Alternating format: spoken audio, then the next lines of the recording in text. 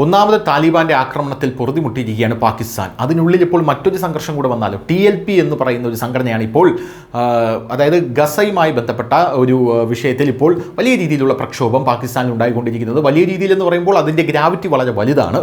TLP തെരുവിലിറങ്ങി സകലതും നശിപ്പിച്ചു കൊണ്ടിരിക്കുകയാണ്. പോലീസ് വാഹനങ്ങൾ അടക്കം അവർ കത്തിച്ചു കളഞ്ഞു. പോലീസുകാരെ അവർ തുരത്തി ഓടിക്കുകയാണ്. പോലീസുകാരുടെ വാഹനങ്ങൾ അവർ പിടിച്ചെടുക്കുകയാണ്. അവർ പോലീസുകാരുടെ വാഹനം ഓടിച്ചുകൊണ്ടാണ് കലാപം നടത്തുന്നത് എന്നുള്ളതാണ് മറ്റൊരു പ്രധാനപ്പെട്ട കാര്യം. ഇതിൻ്റെ വിഷ്വൽസ് എല്ലാം ഇപ്പോൾ സോഷ്യൽ മീഡിയയിൽ വളരെ സജീവമായി വന്നിട്ടുണ്ട്. തീവ്ര ഇസ്ലാമിക സംഘടനയായിട്ടുള്ള തെഹ്രീക്ക് ലബായിക് എന്നാണ് ഈ സംഘടനയുടെ പേര്.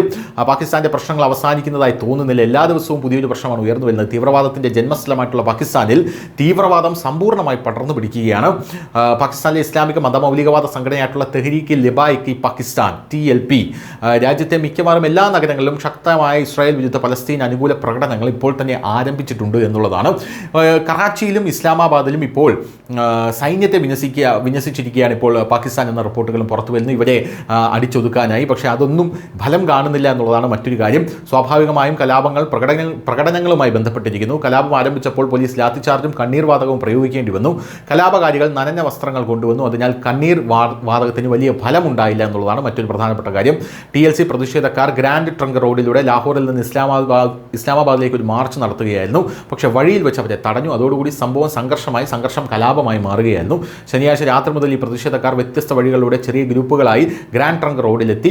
പോലീസ് അവരെ തടയാൻ ശ്രമിച്ചപ്പോൾ അവർ വീണ്ടും വ്യത്യസ്ത വഴികളിലൂടെ ചെറിയ ഗ്രൂപ്പുകളായി മുന്നോട്ട് നീങ്ങി. പിന്നീട് അവർ ഗ്രാൻഡ് ട്രങ്ക് റോഡിൽ ഒത്തുകൂടി മുന്നോട്ട് നീങ്ങുകയായിരുന്നു എന്നുള്ളതാണ് റിപ്പോർട്ട്. ഇപ്പോൾ അവരെ തടയാനായി പാകിസ്ഥാനിൽ ഇസ്ലാമാബാദിൽ കറാച്ചിയിൽ സൈന്യത്തെ വിന്യസിച്ചിരിക്കുകയാണ്. News desk Malayalam.